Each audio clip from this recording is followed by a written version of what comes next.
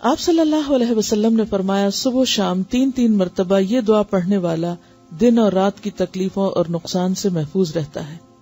بسم اللہ الذی لا یضر مع اسمہ شیء فی الارض ولا فی السماء وہو السمیع العلیم.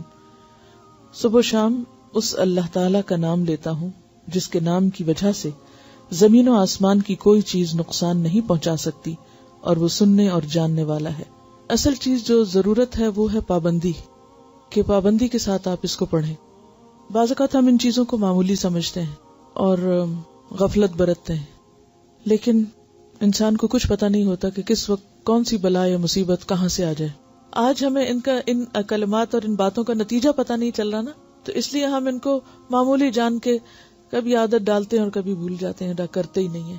تو اس میں سستی نہیں کرنی. اور یہی فرق ہوتا ہے جاننے والوں اور نہ جاننے والوں میں، کیونکہ جب انسان جان لیتا ہے تو اس کا عمل اور طرح بدلتا ہے، اور جو نہیں جانتا ان کی حقیقت اس کے نزدیک یہ معمولی باتیں ہیں، کیا یہ بس ایسی ہی مولوی باتیں کرتے رہتے ہیں.